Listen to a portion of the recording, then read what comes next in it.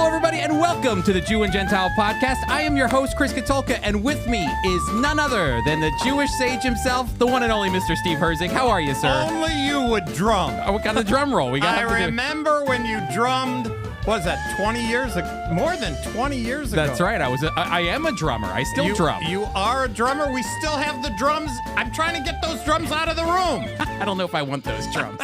Well, listen, we have a great show for you lined up. We got some special guests we're going to talk about and introduce in a moment. We're going to continue the book of Revelation. We've got our Yiddish Word of the day. We got fast news, other news. But before we get to that, here we go.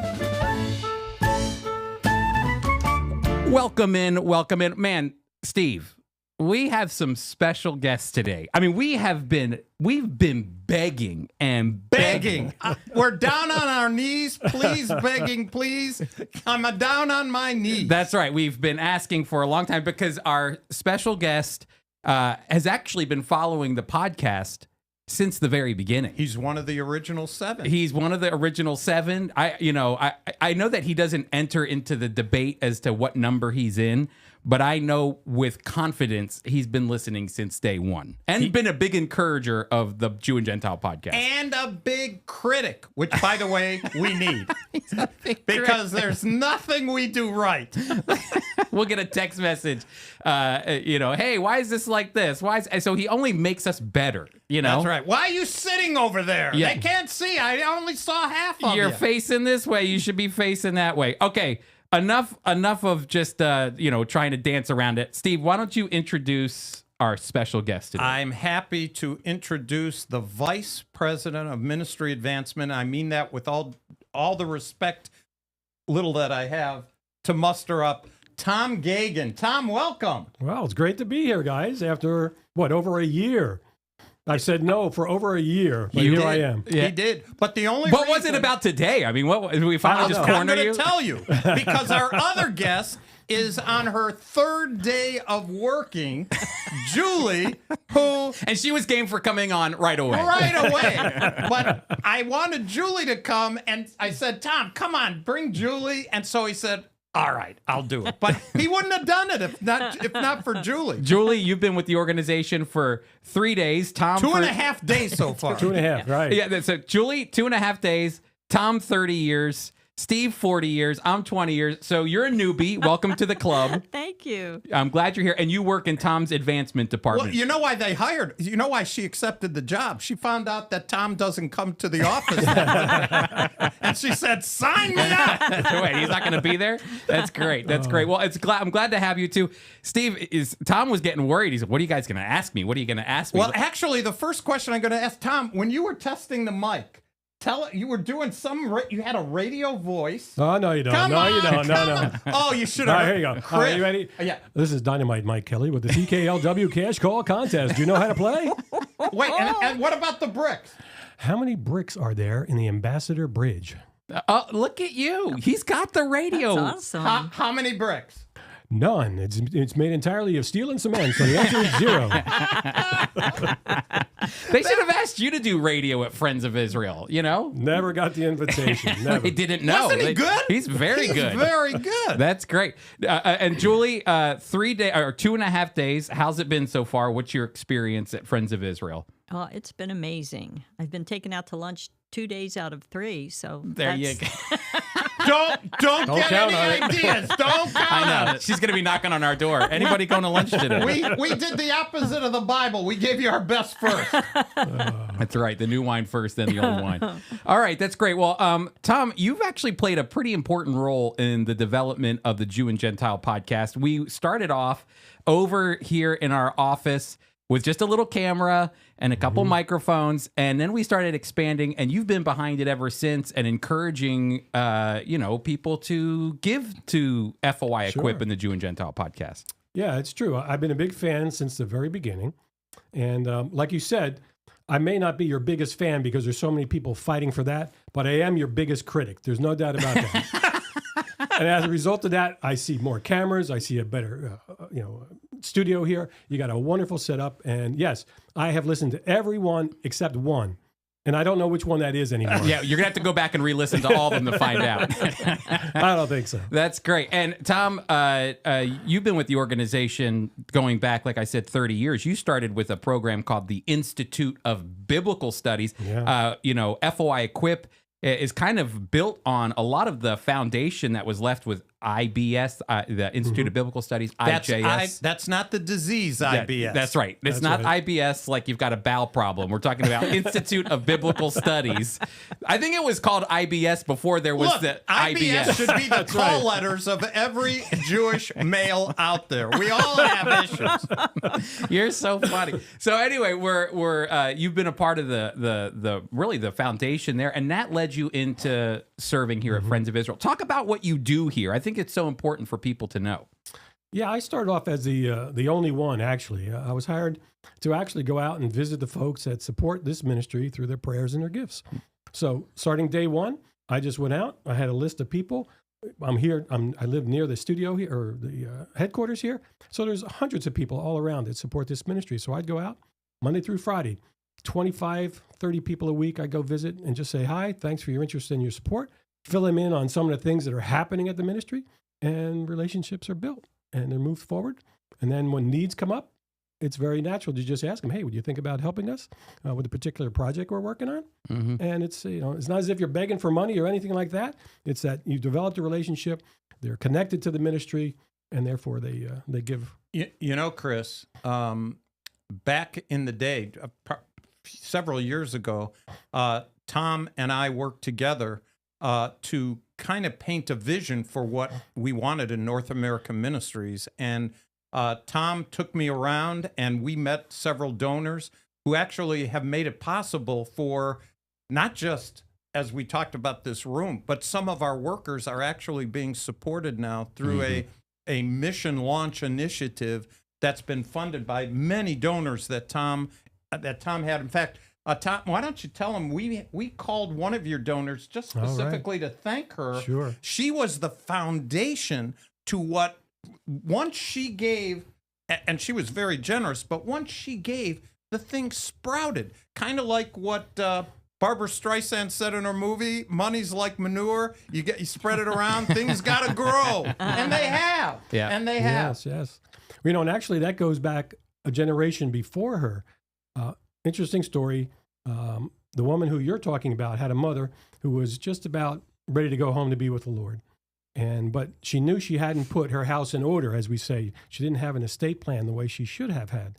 But at the last minute, they brought an attorney in to her mother's bedside who was dying. And they put a pen in her hand, and they had a document there, and she couldn't even write her name. So right then and there, the lawyer took the paper, and with the paper, moved it and made an X from her handwriting. That was legal. It went through. As a result, the Friends of Israel received $175,000. Wow. Now, that was the woman's mother. And so the mother then, or the daughter then, took on that challenge and has been supporting us in such a wonderful way, in so many ways. Steve and I have been down there together for events and things like that. And she's been such a humble person, very humble, and so generous as well. I've always been amazed, Tom, at how you have come to minister to so many individuals who love the Friends of Israel.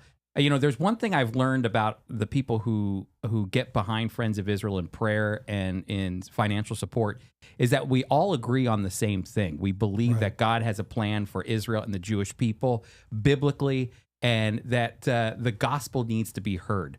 And so, I think that's important, because I don't think that there's a donor that's out of touch with our mission statement and who we are. Right, especially. There's an example from a lady I called on years ago down in Alabama. And I called on her, just went in and visited, and she goes, "Oh, I'm so glad you're here." And I said to her, "Well, we certainly appreciate your support. Do you have many Jewish friends?" And she goes, "No, I've never met one." And then she said to me, "Could you bring me one?" She wanted to meet a Jewish person. Did you bring one?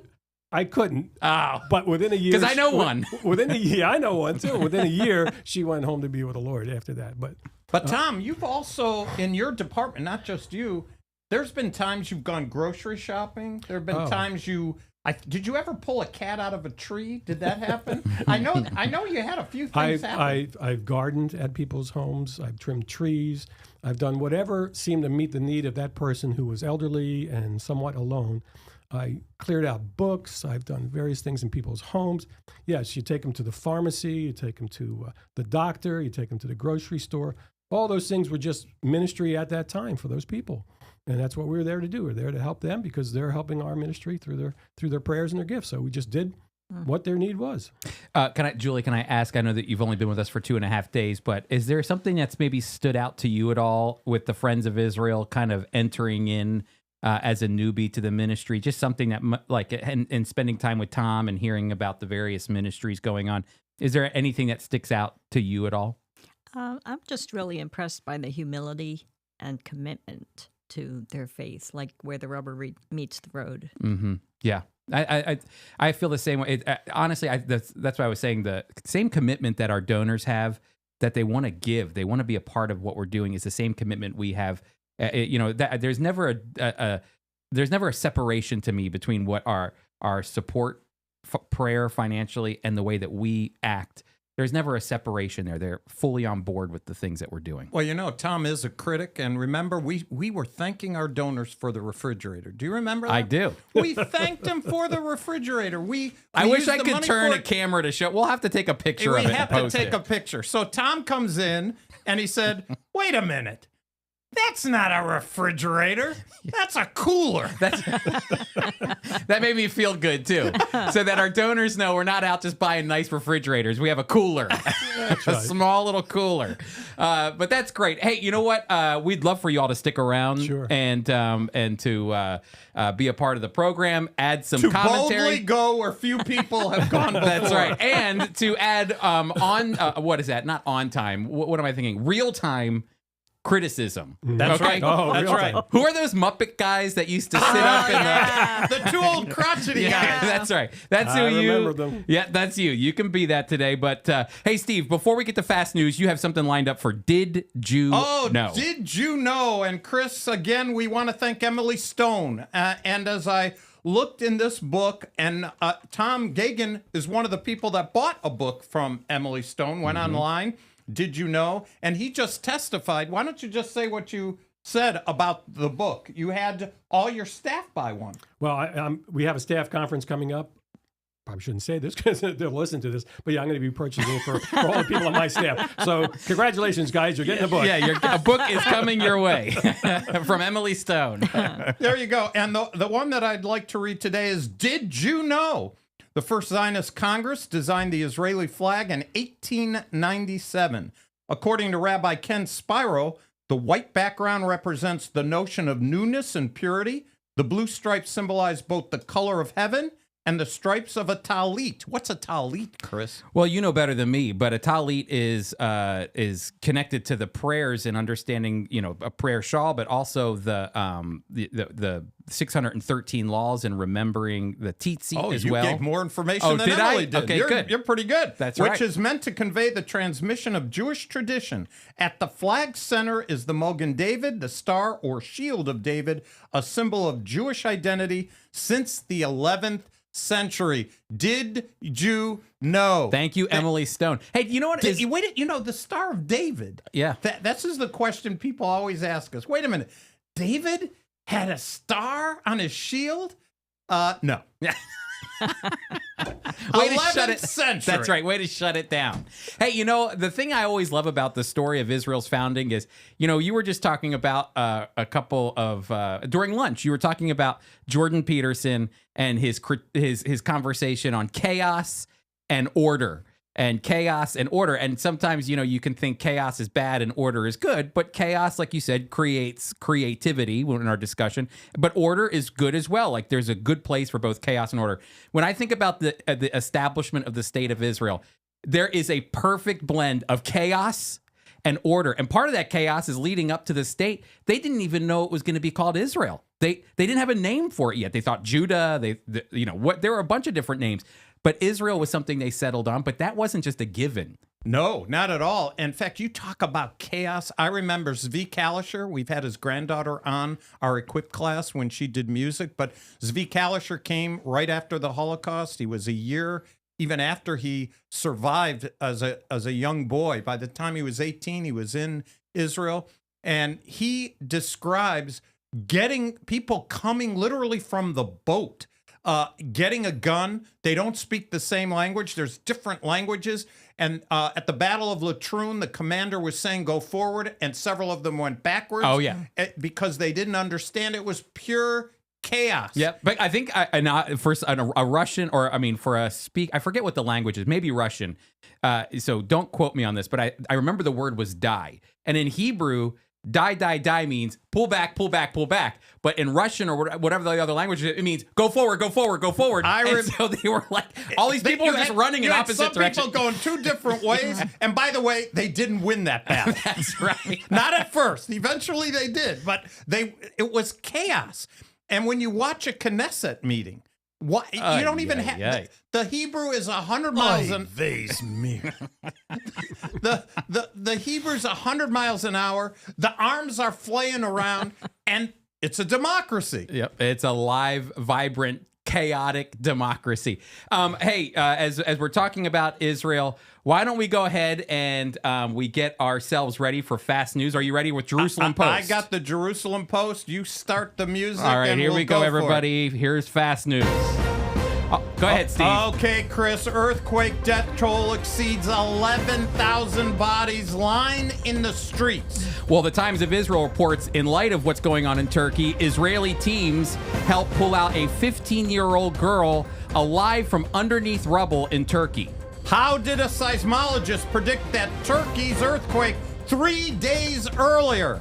Fears grow for untold number buried by Turkey, Syria earthquake, as Steve had already mentioned, tops nearly 11,000 people. Resist despair. Ukraine's Zelensky quotes from the Book of Psalms in the UK. There you go. I like that. Hey, on the other end of what Zelensky just did, Iran displays a ballistic missile with, quote, death to Israel, written in Hebrew. Zelensky in London wins pledge to train pilots on NATO jets. IDF team rescues 4 during operation in quake hit in South Turkey. So the Israeli Defense Forces are helping out in Turkey as well. 1,600-year-old rare gold bead discovered in Jerusalem, city of David. I saw that. They keep finding amazing. They keep finding stuff all over the place. Haredi men 3 times as likely to be nearsighted, likely due. Steve, you'll like this. Likely due to Talmud study.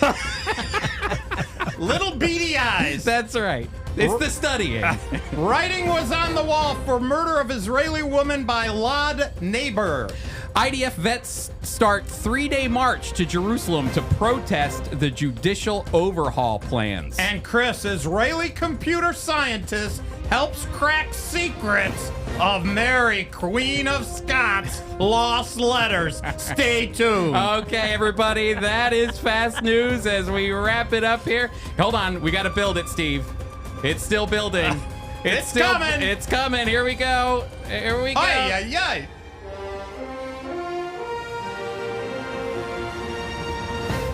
All right, that bad was timing, fast. bad man. form, Well, very bad form. I thought we had enough for another one. I was about to do it, and I thought, just wait a minute, but it didn't work out. We'll keep practicing till we get it right. Okay, so Steve, we are in the book of Revelation, which is kind of like Fast News. We are seeing 7 years wrapped up in just a few chapters, the tribulation period, as God is bringing his judgment to earth. And, maybe we could start with this, because we're kind of getting into the middle of the judgment here as we're entering into chapter 7, 8, all the way through chapter 19.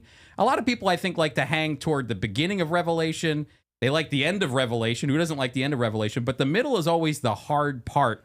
And I think there's a good reason why God has to judge the earth. And maybe we can start with that, too. Well, you're right. Things are popping right now. Literally popping. We've got the 6 seals that have been opened, and the 7th seal is going to open up with what will be 7 trumpets. And Chris, it's going fast. It is the wrath of God.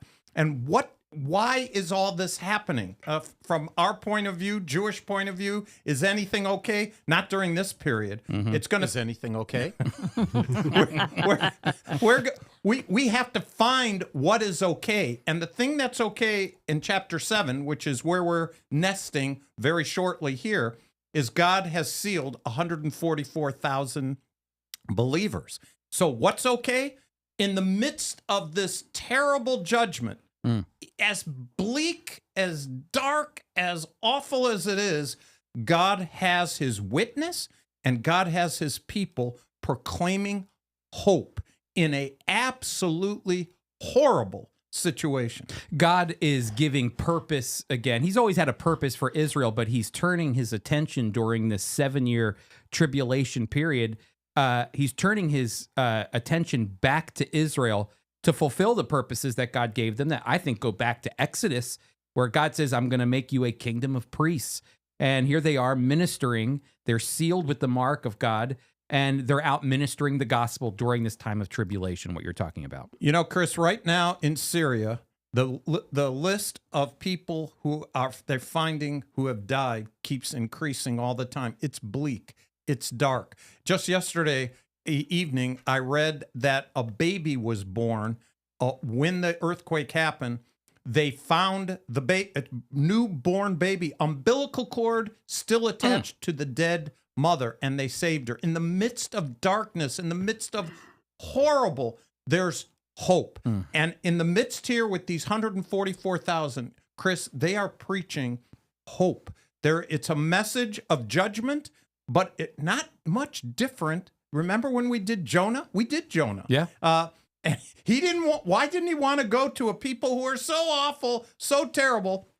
Because he knew that message of hope was going to take root, and he didn't want to do it. No, and that's a really good point, because if you're thinking about what's going on, the reason God has to judge the earth, which is something, it's not like he's inventing this in the book of Revelation.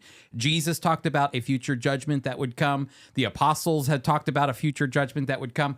The prophets had talked about a future judgment that will come, and globally, not just locally to a certain area, but God is dealing with the issue of sin once for all. In our chapel message that we heard today, a fantastic chapel message from Fred Schweig down in Florida. Oh, tell them who Fred is and how they could hear him. Yeah, well, you can't hear him just yet, but we've got plans for Fred to hopefully be able to share. He's one of the Jewish guys in Equip. Oh, yeah, that's right. Oh, I'm sorry. I thought you were talking about something else.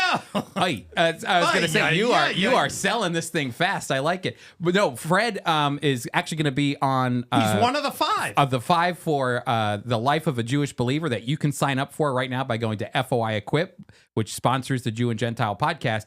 But Fred gave a great message about the fact that sin is real, and that we should hate sin, and that we should always be directing our hearts to the Lord. And, when everything else fades away, your work, sometimes you can consider ministry, your relationship with the Lord. It's not, your identity shouldn't be wrapped up in the things that you do, but your identity should be wrapped up in Christ and his presence in your life. And the idea that, sin is real. We should hate sin. Well, the reality is that one day God will deal with sin once and for all. And that's what we're talking about here. And like you said, here's a beacon of hope in the midst of the judgment that's going on. In fact, Chris, we left off at the throne where they were saying, amen, blessing and glory and wisdom. We did that. Why don't you start in verse 13? Because this is a neat part of chapter 7. Yeah, it says, then one of the elders asked me, these in white robes, who are they? And where did they come from? And I answered, sir, you know. And he said, these are the 2 who have come out of the great tribulation. These are they who have come out of the great tribulation, and they have washed their robes and made them white in the blood of the Lamb. Therefore, they are before the throne of God and serve him day and night in his temple, and he who sits on his throne will shelter them with his presence. Never again will they hunger, never again will they thirst. The sun will not beat down on them, nor any scorching heat. For the Lamb at the center of the throne will be their shepherd. He will lead them to springs of living water, and God will wipe away every tear from their eyes. Chris, this is the fruit of the 144,000. This is what they've been preaching, and it's during a time, remember, we've already had 6 seals open. Mm-hmm. It's been off. It's not as bad as it's going to get, but it's bad, and it's going to get exceedingly worse. And already we see people who've been a product of their preaching, who in the midst of a 7-year horrible Jacob's trouble, there's fruit. I can't stress enough, again, the fact that God goes back to the book of Genesis in Genesis chapter 12, and he says this to Abraham. Abraham, through you, all the families of the earth will be blessed.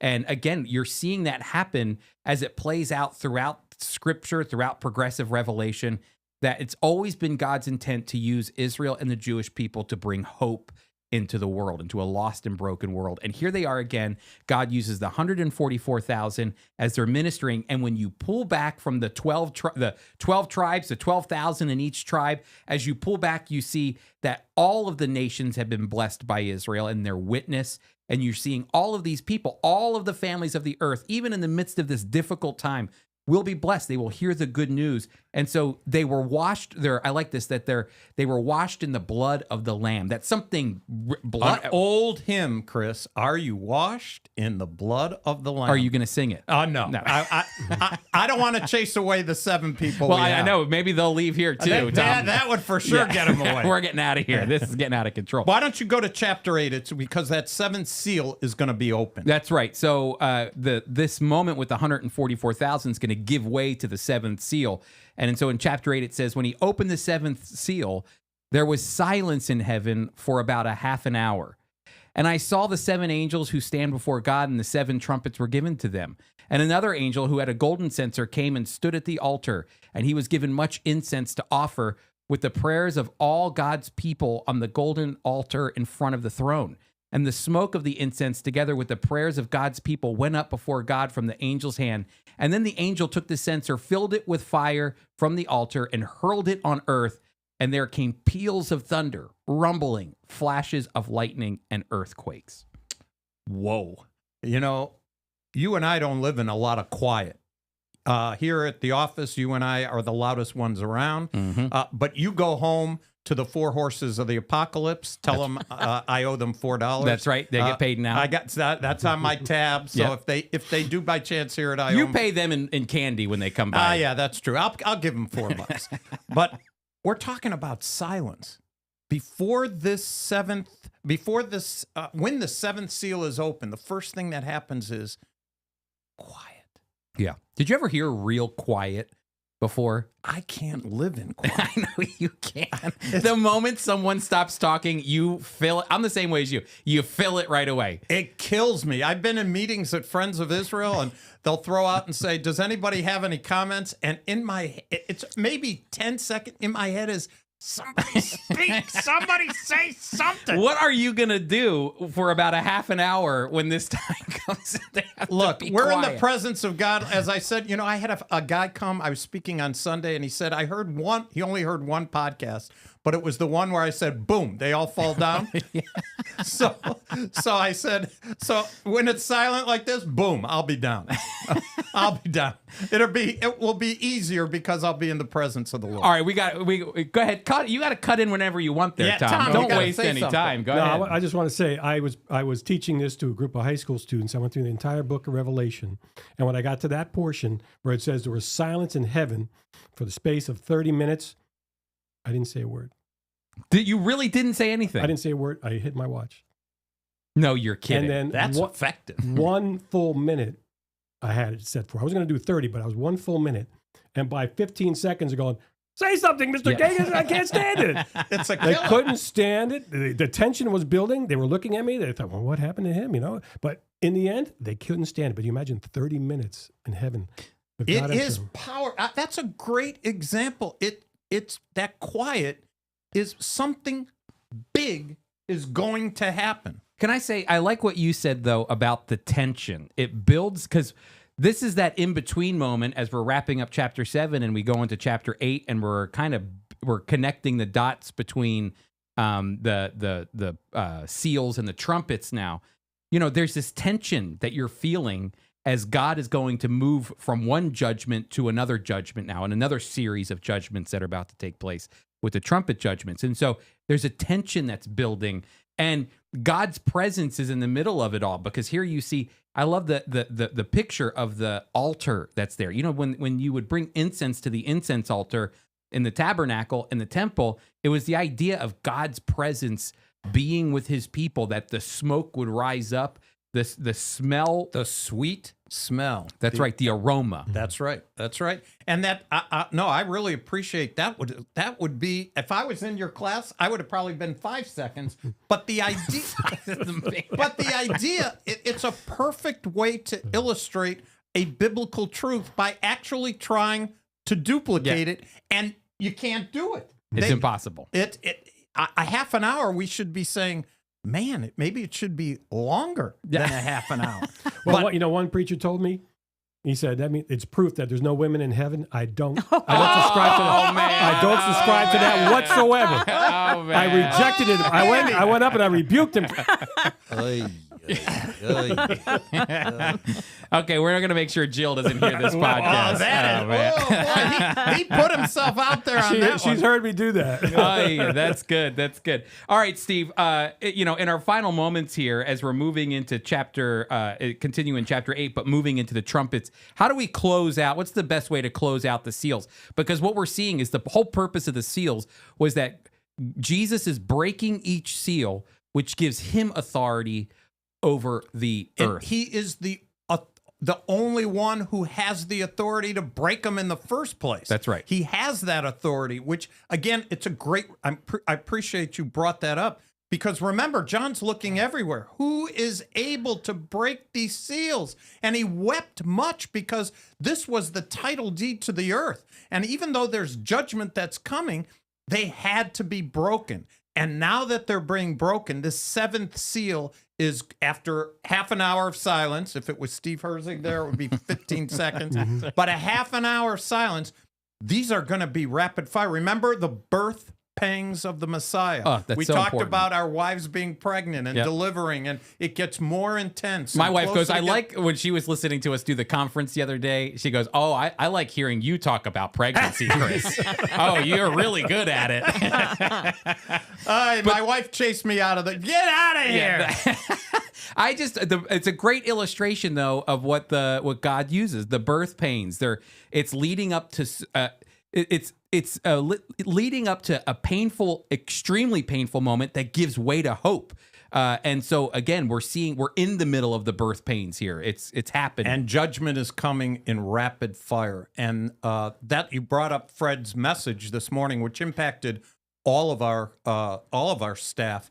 What he was saying is, on this side of heaven, take inventory of your heart, understand the holiness of God and where you are in reference to that, and every day examine yourself.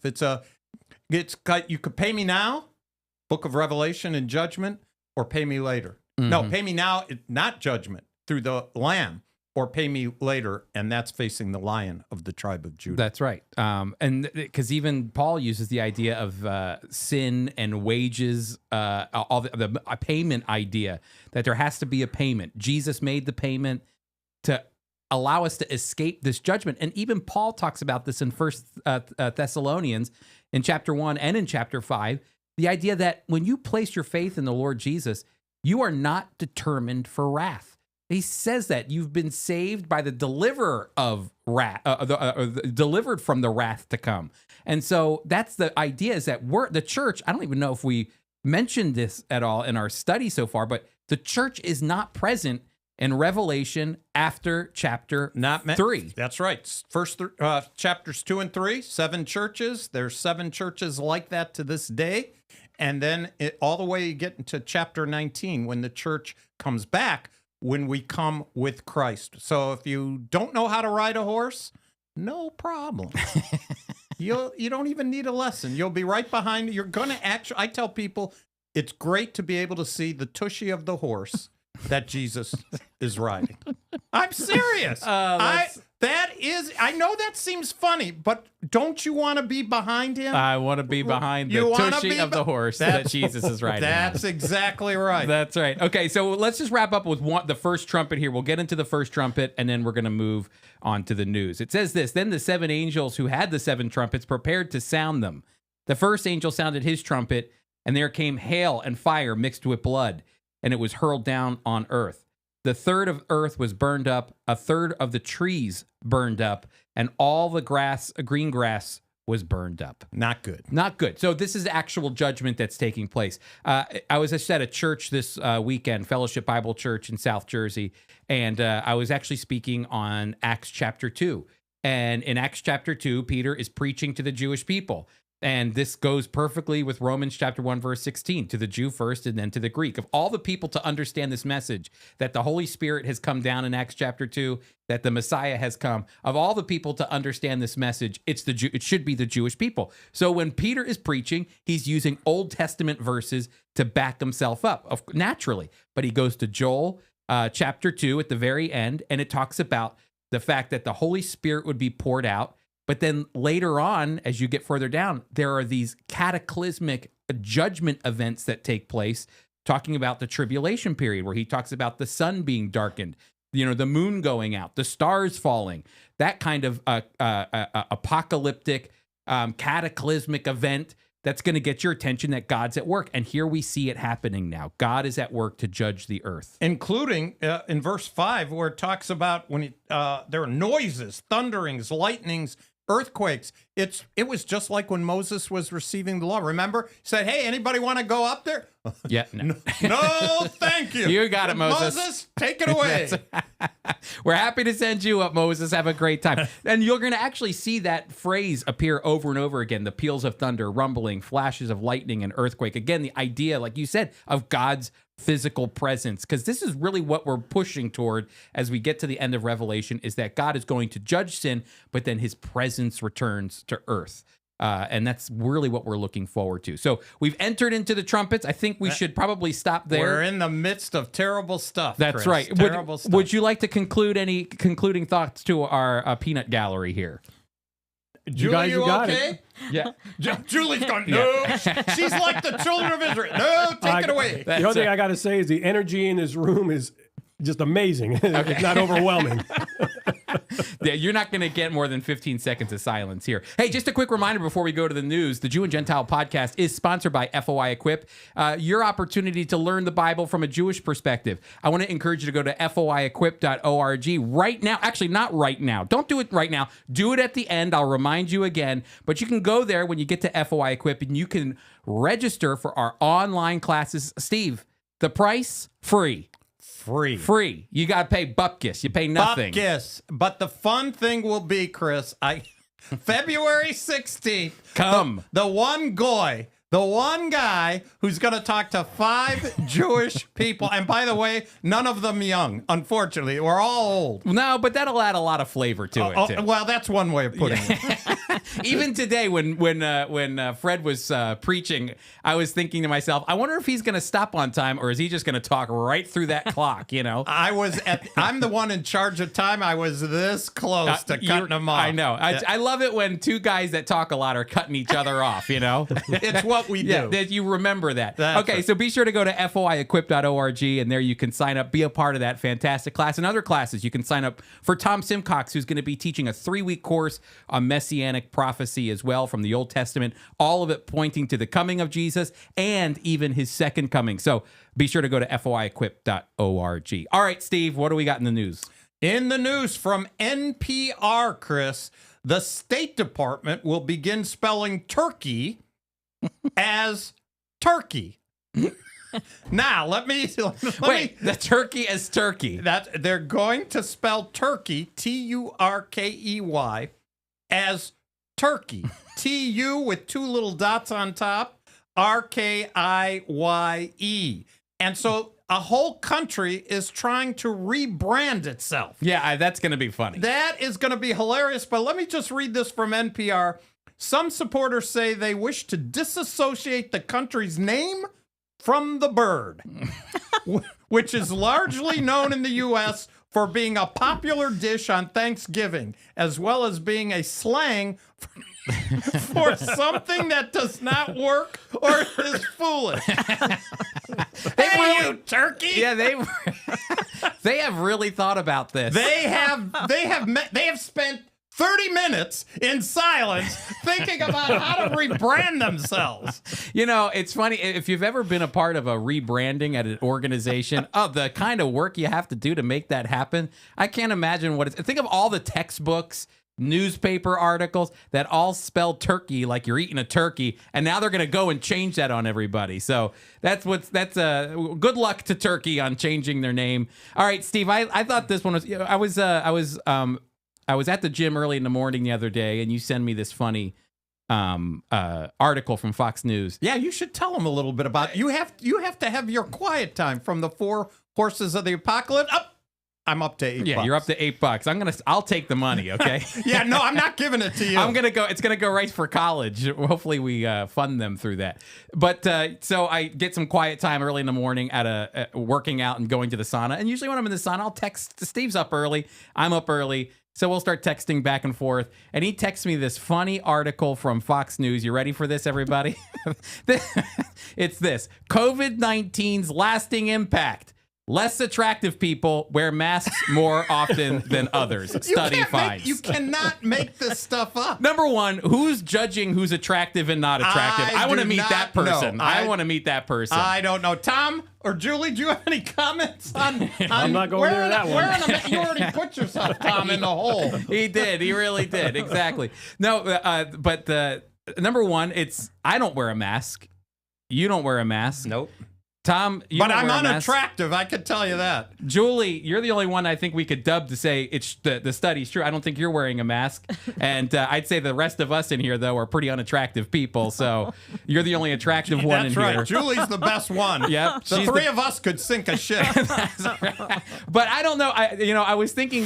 It says this: the study's authors add, our findings suggest that mask wearing can shift from being a self-protection measure during the COVID-19 pandemic to a self-presentation tactic in the post-pandemic era.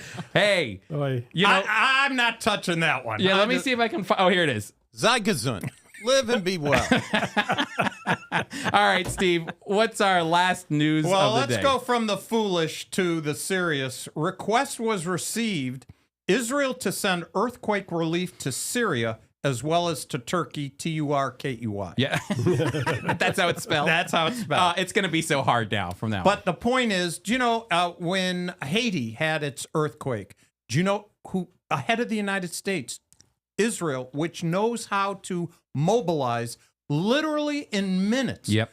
They're ready for anything. They flew all the way from Israel to Haiti and were there with the triage before any other country. This event took place much closer. I'm not sure if Syria was receptive to them and Turkey, but they were willing. They put out a willing. They sent message. We'll be there.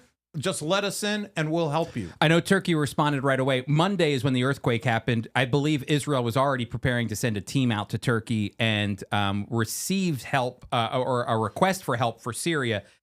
They were sending a physical team to Turkey.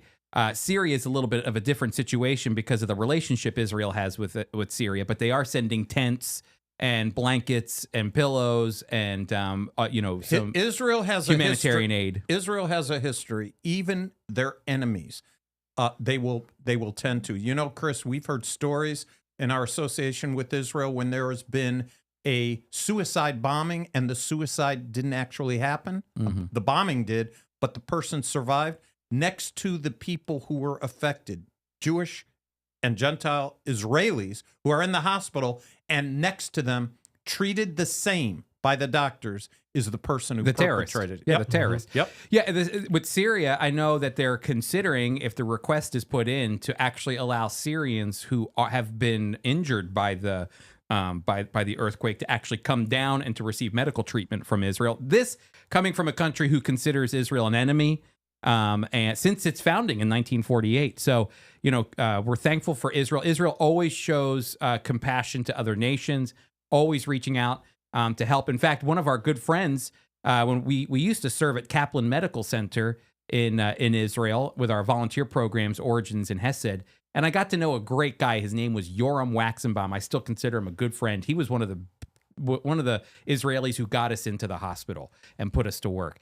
And he goes on, he's a part of Isra Aid, and they go all around the world. And the moment a tragedy happens, he's on a plane flying to wherever they can help, wherever they're invited to come help. And they're picking up trash, to helping people, you name it.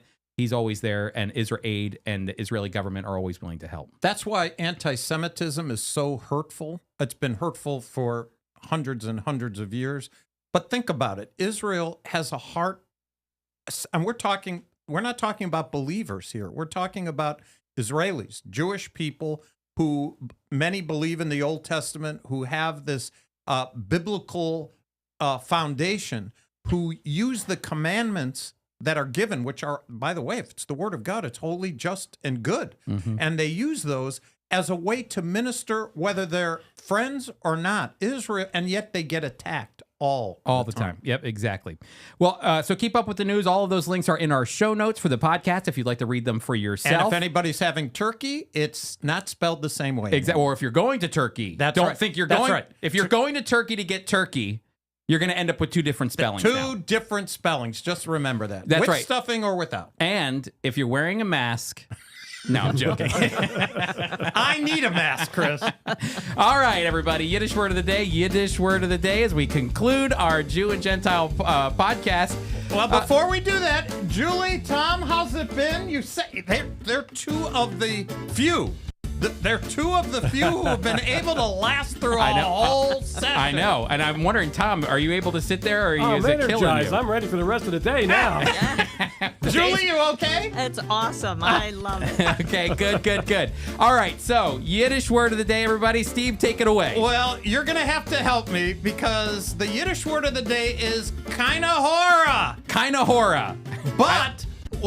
tell them what happened, how I reacted. I heard it all the time from my parents. Kina Hora is kind of like knocking on wood. It's a superstition. You're supposed to keep the evil spirits away. That's literally the connotation. But if something good happens, something in the family, something you say, oh, Kina Hora, that's good. You don't want any trouble. Kind of keeping a bubble around it so that it stays that way. Superstitious in some way, right? You were saying it's kind of like knocking on wood. Exactly. Yeah. But when I looked it up so that you could get the literal translation, tell them what happened. Well, you started laughing because you said, this is what my mom would say. Kina Hora, poo, poo, poo. That's exactly a quote from my mother. 90, almost 99 years old, she still does them. I love Blanche. I want to hear what Blanche says when she says Kina Hora, poo, poo, poo. How would you even use that in a sentence? What would you even say? Oh, no, you don't. The poo, poo, poo is you spit. Okay. Yeah, just like on Fiddler on the Roof. Do you remember the dream? Do you remember the dream? Yes. And she spit. So the poo poo poo is really spitting. But this also, in Jewish culture and customs, there's a hamsa. That's correct. It's a hand. Maybe our listeners have seen it before. It's a hand with an eye in it, and it's the evil, keeping the evil eye away. That's right. See, look. We as believers in the Lord Jesus Christ, we're not superstitious. We believe God is in control.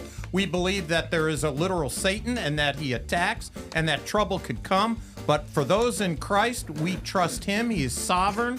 He is providential. And so there's no bad luck in Christianity. But I come from a Jewish background. And you could go to Israel. Those of you who have, you'll see the Hamsa hand. Mm-hmm. What is that? It's superstitious. Don't get it. Don't get it. Don't buy in. Don't do it. But Kina Hora, Kina Hora, poo, poo, poo.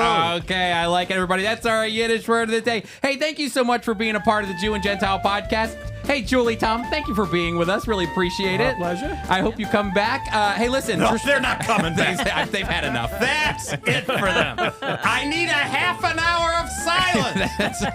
After this, for sure. Okay, well, listen, really quick. Now you can go to foiequip.org. Be sure to register.